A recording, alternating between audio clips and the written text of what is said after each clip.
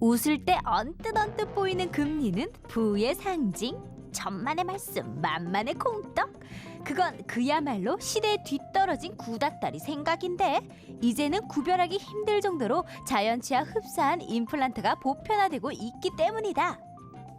하지만 위턱뼈 위의 빈 공간, 이른바 상악동과 가까운 위 어금니는 아직도 시술이 까다롭기로 소문이 자자하다는 사실. 그렇다면 위 어금니 임플란트는 어떻게 심어야 제2의 치아로 오래오래 사용할 수 있을까? 건강 A to Z, 오늘의 주제는 상악동 거상술을 이용한 임플란트 바로 보기. 임플란트가 대중화되면서 기술도 점점 발달하고 있는데요. 그렇지만 부위에 따라서는 시술이 아주 까다로울 수 있다고 하죠. 네, 대표적인 것이 바로 위어금니라고 해요. 네, 건강 에이투즈 오늘은 위어금니 임플란트와 관계가 있는 상악동 거상술 어떤 수술인지 자세히 알아보도록 하겠습니다. 네, 안녕하십니까? 예. 원장님, 오늘 주제가 상악동 거상술인데 이게 저 소백산의 무슨 동네 이름 같기도 하고요. 상악동이. 상악동? 예. 또 거상술은 또 뭘까죠? 네. 용어가 어렵습니다. 정리부터 좀 하고 넘어가야 될 것 같아요. 최근 임플란트 기술이 많이 보급화됨에 따라서 임플란트 상담 문의로 오신 분이 굉장히 많습니다.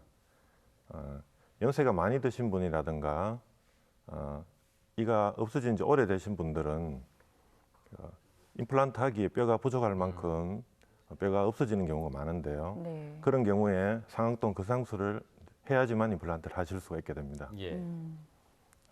먼저 상악동 거상술을 설명하기 전에 상악동에 대해서 잠시 알아볼까 합니다. 예. 화면을 좀 봐주실까요? 상악동이란 정면에서 봤을 때 광대뼈에 해당되는 부분이죠. 네. 이 광대뼈에 해당되는 부분에는 빈 공간이 있습니다. 이 부분을 상악동이라고 하는데요.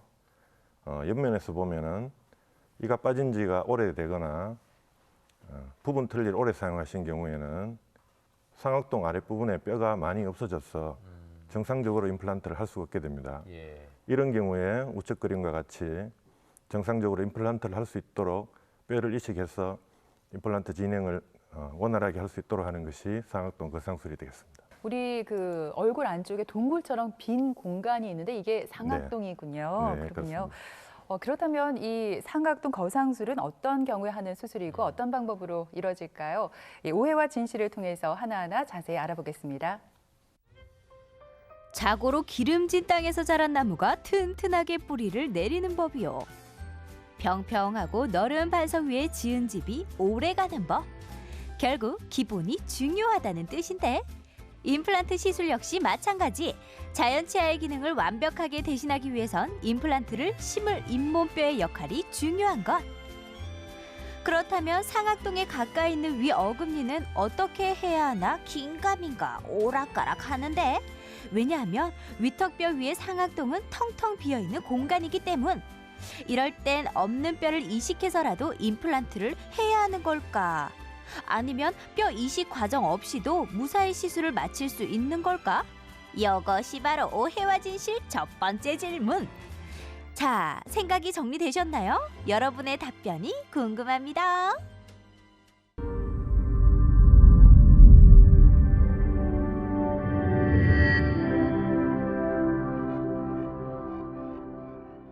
네, 오해와 진실 첫 번째 질문. 앞서 상악동 거상술 설명하시면서 이제 뼈를 이식한다고 말씀은 해주셨지만 상악동 거상술을 이용한 임플란트에서 뼈 이식은 필수다.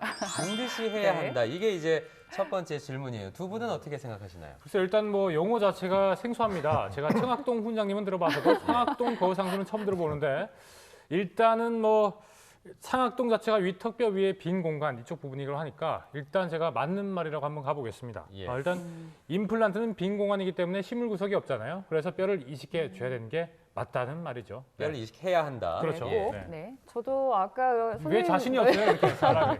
아까 일단 네. 들은 게 있으니까요. 필수인지 아닌지 좀 헷갈리는데요. 네. 일단 저는 그럼 틀리다라고 할게요. 요즘 임플란트가 워낙 또 더 발전되고 더 좋아진다고 하니까요. 그 빈 공간이 있다고 해서 꼭 뼈를 이식할 필요까지 있을까 싶거든요. 원장님 어떤가요? 결론을 말하자면은 네. 경주시가 맞춘 것 같습니다. 아, 웬일인가요? 틀린 말은 틀리하셔야 돼요. 네. 그렇군요. 그럼 정리를 해보면 예. 상악동 거상술을 이용해서 임플란트를 심으려면 먼저 뼈를 이식해야 한다는 거잖아요. 보충 네. 설명을 좀 해주실까요? 네, 질문 자체가 상당히 난해할 수도 있고 네. 또 논란이 될 수도 있는데 일반인들을 대상으로 이제 말을 할 때는 일반적으로 뼈를 이식해야 된다고 말하는 게 맞겠습니다. 네. 자료 화면을 좀 보실까요? 상악동 거상술을 할 때 임플란트를 같이 시술하는 경우가 종종 있습니다. 그림 보듯이 상악동 거상술을 하는 과정을 잠시 살펴보면 옆면에서 봤을 때 상악동의 우측 부분에 구멍을 냅니다. 적절한 기구로요. 그 구멍을 통해서 상악동 막을 거상하게 들어 올리게 됩니다. 예. 그래서 거상술이라고 하는데 그 빈 공간에다가 지금과 같이 이식제를 이식하게 되고 경우에 따라서는 적절한 임플란트를 식립을 동시에 하게 됩니다. 따라서 상악동 거상술에서는 뼈 이식을 하는 것이 대부분의 관례입니다. 실제 환자에게 적용된 엑스레이 사진을 보고 설명을 좀 드리도록 하겠습니다. 지금 같은 환자의 경우에는 그림에서 보기에 좌측 부분에 임플란트를 식립하기에 충분치 않은 뼈가 있으므로 네. 상악동 거상술을 한 경우입니다. 이 붉은 선이 여러분 보시기에 붉은 선이 잔존 치조골의 양을 나타내는 그 선이라고 할 수 있겠습니다. 얼마 안 남은 것 같아요. 네, 그렇죠. 가운데 부분은 많이 네. 이제 그 얇아졌네요. 예, 이런 경우 지금의 그림이 임플란트 식립과 동시에 상악동 거상술을 한 경우인데 앞서 본 붉은 선과 비교하자면은 충분한 양만큼의 치조골이 정대된 것을 알 수 있습니다. 뼈나 이식제를 이제 삽입을 하면서 임플란트 시술이 이루어지는 경우가 있다고 말씀을 하시는 거 들으니까 네. 얼핏 들어도 정말 이게 수술의 난이도가 있겠다 이런 생각이 들거든요. 경험 많은 의료진이 정확한 진단을 하고 시술을 해야 될 것 같아요. 상악동 거상술의 부작용이라고 한다면은 급성 감염이 되겠습니다. 정상으로는 부종이라든가 발열, 두통, 혹은 코에서 심한 악취라든지 이런 것들이 다 급성 상악동염의 증상인데요. 대표적인 부작용이라 할 수 있겠습니다. 수술 후에 3일에서 5일 이내에는 다른 수술과 마찬가지로 약간 붓는다든지 이런 증상이 있을 수 있는데 열흘 이상이 지나도 급성 증상이 사라지지 않는다면 상악동염을 의심해 봐야 됩니다. 예. 그런 경우에는 대부분 약물 치료나 혹은 심한 경우에는 이식제 전부를 제거하고 일정 기간 후에 다시 시술함으로써 문제는 해결할 수 있는데요. 가장 좋은 것은 이런 일이 생기지 않도록 사전 조치하는 것이겠죠. 예. 네. 그럼 어떻게 해야 될지 한번 설명을 드리도록 하겠습니다. 첫째는 정확한 진단에 의한 사전 준비를 철저히 해야 된다는 것입니다. 당연한 일이겠죠. 네. 두 번째로는 기구를 철저히 소독해서 그리고 전용 수술실에서 교차 감염을 막는 것이 중요하다고 말씀드릴 수 있겠습니다.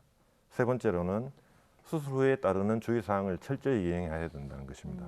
물론 그 외에도 검증된 안전한 수술법을 선택한다든지 그등 정확하고 검증된 재료를 사용해서 시술의 성공률을 높이는 것이 중요하다고 말씀드릴 수 있겠습니다. 예. 임플란트를 뭐 하는 것도 시술도 워낙 중요하지만 오랫동안 내 치아처럼 잘 쓰려면은 관리도도 중요한 거잖아요. 네. 근데 상악동처럼 이렇게 좀 까다로운 부분은 좀 더 그런 게 관리가 더 중요할 것 같은데 시술에 좀 조심해야 하는 거 없을까요?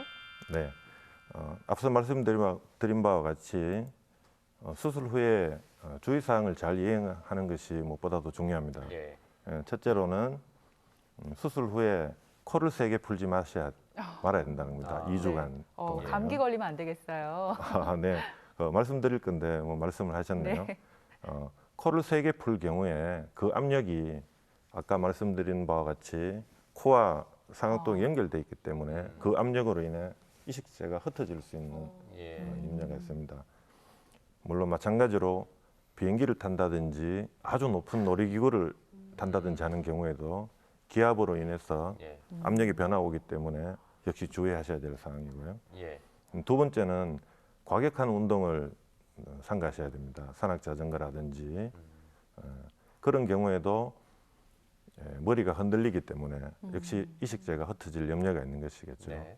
혹은 머리를 심하게 숙여서 머리를 감는다든지 하는 것도 위치의 변화가 일어나니까 이식제가 흩어질 염려가 일단 있는 초기에는 것이니까. 이제 그런 것들을 조심하셔야 된다. 네, 거죠? 그래요. 예. 주의점이 2주간 많네요. 예. 2주간 주의를 하셔야 될 예. 사항이고요. 그 다음으로는 말씀드린 바와 같이 감기에 주의하셔야 됩니다. 예. 안정을 취하셔야 되고요.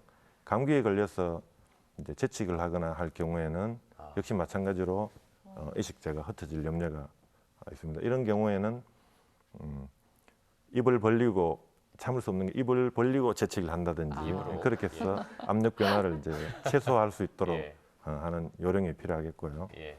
만일에 부득이한 경우에 감기 증상이 나타날 때는 신속히 병원에 가셔서 적절한 조치를 받으셔야 될 것입니다.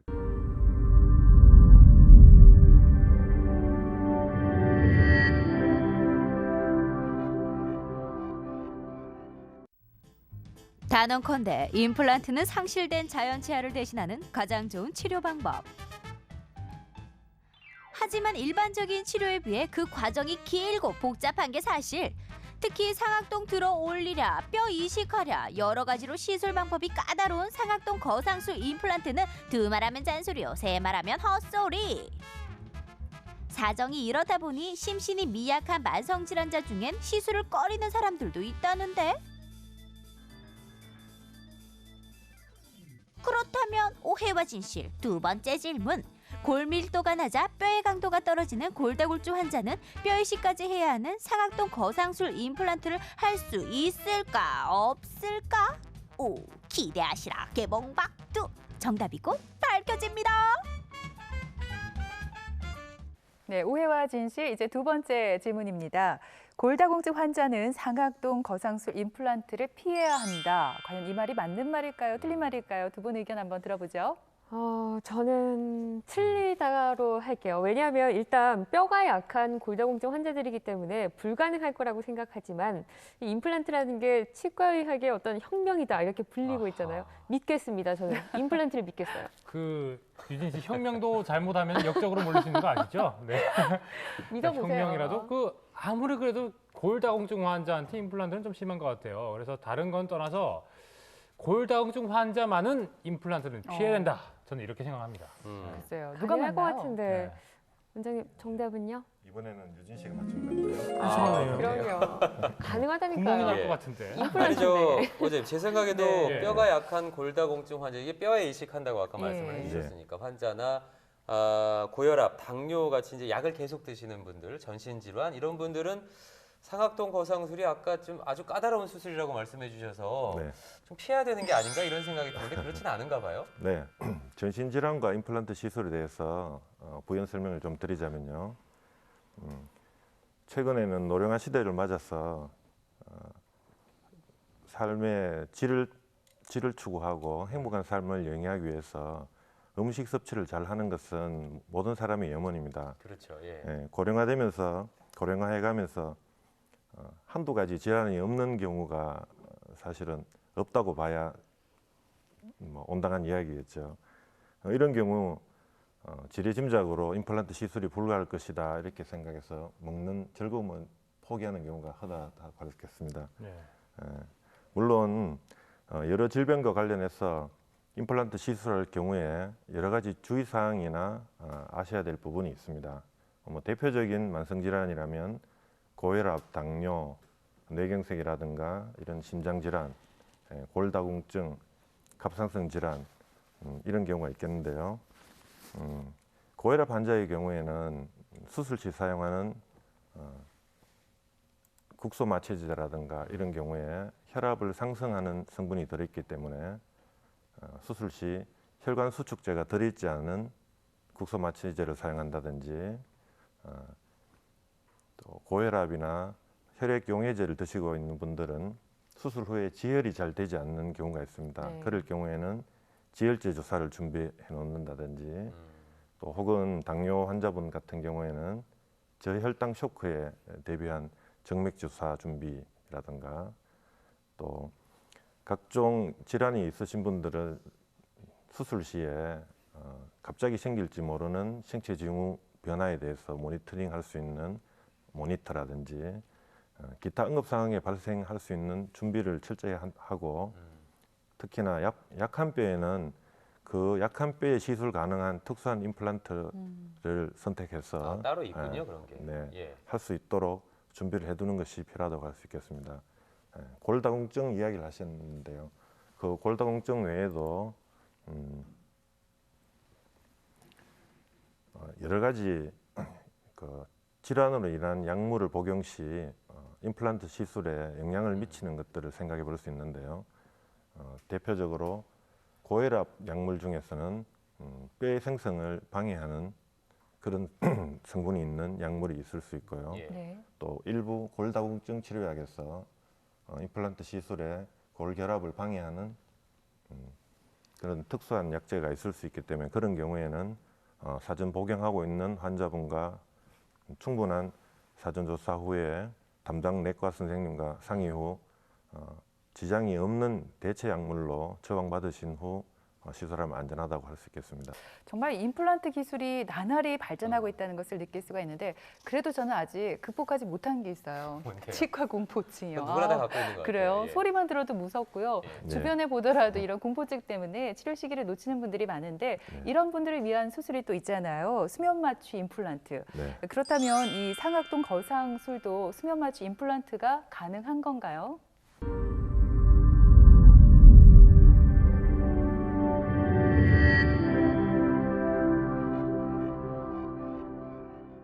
네, 수면 마취를 이용한 모든 진료가 가능하지만 상악동 거상술에도 역시 적용할 수 있다고 말씀드릴 수 있겠습니다. 예. 자료 화면을 좀 보시겠습니다. 수술 전에는 환자분들이 많이 불안해하십니다. 이런 상황에서 심신을 안정한 상태로 유도해서 수술을 이용하도록 하는 것이 수면 마취라고 말씀드릴 수 있겠습니다. 네. 수면 마취의 경우에는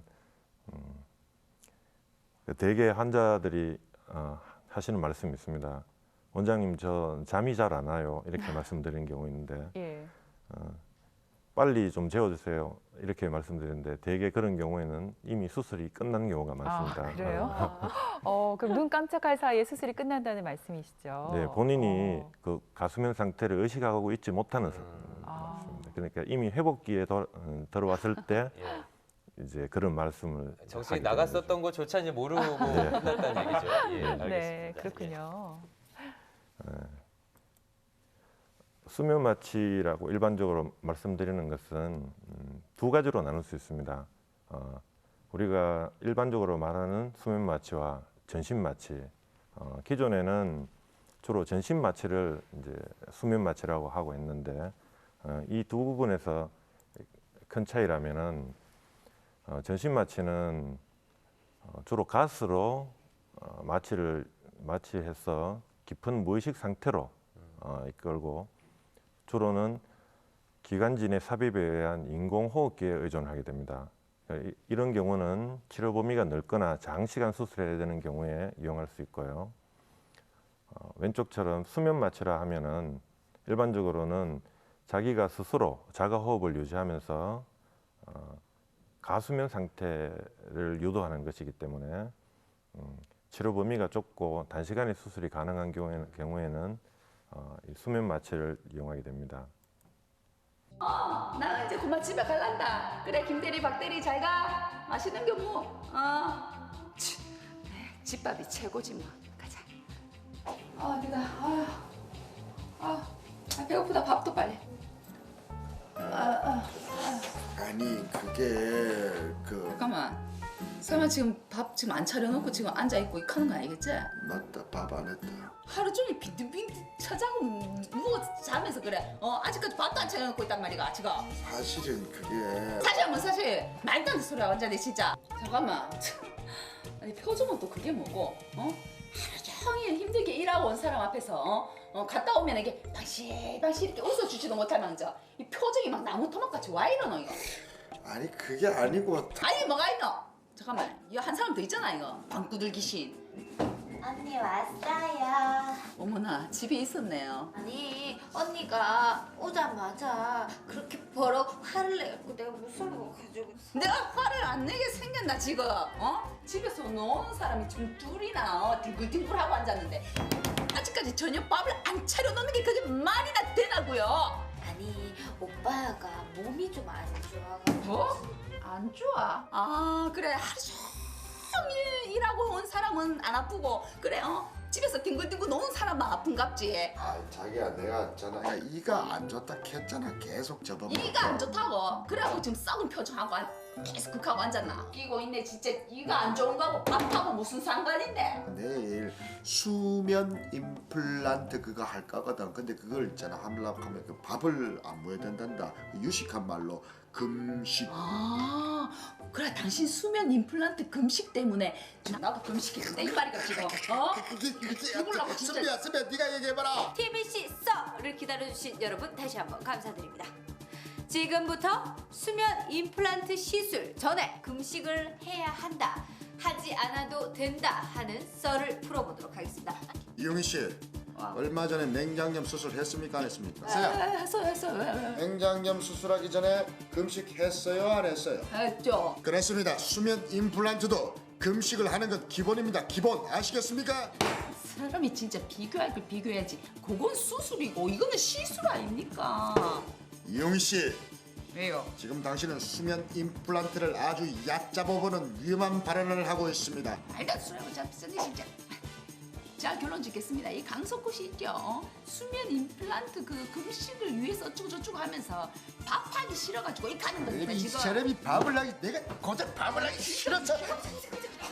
여러분 들으셨죠? 수면 임플란트 시술 전에 금식을 해야 한다, 하지 않아도 된다. 여러분의 현명한 선택 기다리겠습니다. 빨리요. 그만. 네, 오해와 진실 마지막 질문은 꽁트로 꾸며봤는데요. 수면 마취 임플란트를 앞두고 있는 석호 씨, 금식을 해야 하기 때문에 밥을 안 한다 이렇게 얘기를 하니까 슈퍼갑 용희 씨는 네. 꼼수 부리지 말아라, 밥하기 싫어서 그렇지 이렇게 얘기를 하거든요. 선미 씨도 옆에서 이제 거드는데 두 분은 어떤 분의 말이 맞다고 생각하세요? 뭐 하시겠어요? 저는 석고 씨, 선미 씨. 네. 저는 슈퍼갑인 유희 씨 편을 들게요. 네, 일단 잘 이게 모르겠네요. 큰 수술이 아니기 때문에 금식까지는 필요가 없을 것 같고요. 또 안전하고 또 간편하다고 방금까지 말씀해 주셨잖아요. 그러니까 금식까지는 할 필요가 없을 것 같아요.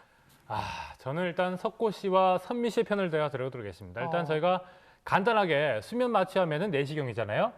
내시경 하기 전에 병원에 전화하면 뭐라 합니까? 선생님 내일 공복으로 오셔야 됩니다라고 말씀하잖아요. 이 임플란트 수면 마취도 역시나 입을 벌려서 하는 거기 때문에 손가락이 넘어가거나 이러면 위에 있는 음식물이 나올 수도 있고 그런 위험이 있기 때문에 수면 마취의 금식은 거의 기본 매너라고 할 수 있죠. 네. 오늘 왜 이러세요? 왜 이렇게 논리적이세요? 네, 원장님 누가 맞나요? 저는 병주 씨 편을 들겠습니다. 그럼요. 하는 입장에서도 슈퍼갑이 이게 바뀐 헐 건가요? 낫다니까요. 그렇군요. 저도 새삼스럽게 다시 한번 생각하게 되는데 수면 마취 임플란트를 할 때도 꼭 금식을 해야 한다 그 말씀이신데 왜 그런지 네. 보충 설명을 좀 해주세요. 네, 자료 화면을 보시겠습니다.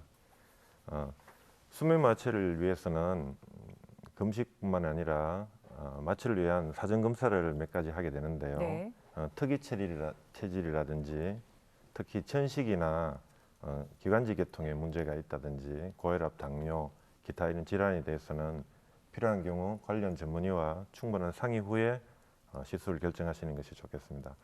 수술 전 검사로는 일반적으로 혈액 검사라든지 심전도, 폐 엑스레이 사진이라든지 간 기능 검사라든지 이런 경우를 하게 되는데요. 대개 정상인의 경우에는 큰 문제 없이 수면 마취를 할 수 있는 것으로 되어 있습니다. 앞서 재미있는 꽁트가 있었는데요. 수술 전 주의사항에 있어서는 뭐 당연한 이야기겠지만 금주가 더 중요한 필수 사항입니다. 흡연은 혈액 순환을 방해하고 폐 기능을 저하기 때문에 금하시는 게 좋을 듯하고요. 금주는 음주 자체가 수면 깊이에 영향을 미치기 때문에 충분한 가수면 상태로 하기 위해서는 음주를 금주를 하셔야 되겠죠. 네. 최소 일주일 전에는 금연 금주를 하셔야 되겠습니다.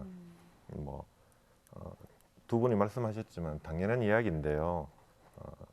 당일날은 금식을 원칙으로 하고 있습니다. 왜냐하면은 그 수면 상태에서 위 내용물이 기도로 들어가서 이제 폐륜을 유발한다거나 그런 상황이 생길 수 있기 때문에 예. 아까 말씀드린 내시경 검사나 수면 치료를 하실 때는 당일날 금식을 하시는 것이 좋겠습니다. 또 혹은 심한 감기나 이런 두통, 몸살 같은 경우에는 기관지가 붓거나 열이 나는 경우가 있을 수 있습니다. 그런 경우에는 병원에 전화해서 수술을 연기하시는 것이 현명하다고 할 수 있겠습니다. 물론 마찬가지로 수면 치료 당일날은 환자가 직접 운전하기는 힘드니까 보호자가 동행하시는 것이 좋을 듯 하고요. 수면 치료를 이용한 시술 예를 보도록 하겠습니다. 구강 상태는 이 환자분의 구강 상태는 상하에는 전부 무치약 상태이고 하악에는 일부 치아와 보철물로 수복되어 있는 상태입니다. 이런 경우 레이저를 이용한 채소 절개, 채소 출혈 기법으로 한 번에 12개의 임플란트를 수면 진료하에서 식립하였습니다. 수술 시간은 약 1시간 정도 소요되었습니다. 이 환자분의 경우 적시 기능 임플란트를 이용하여 임시 치아를 바로 만들어서 환자의 심미성과 기능성을 동시에 회복시킨 케이스입니다. 네. 특히 적시 기능 임플란트란 수술 후 바로 심미성과 저작 기능을 회복시켜주는 시술법을 말하고 있습니다. 건강한 노후를 보내기 위해서는 건강한 치아가 필수라 할 수 있겠습니다. 네. 대부분의 노년층의 경우에는 무치아의 경우가 많으므로 필수적으로 임플란트를 하시게 되는데요. 만성질환자라든지 다양한 경우에 상황에서도 임플란트를 할 수 있도록 다양한 경험들이 축적되어 있습니다. 그러므로 안심하고 임플란트 진료를 받으셔도 무방하다고 생각됩니다. 감사합니다.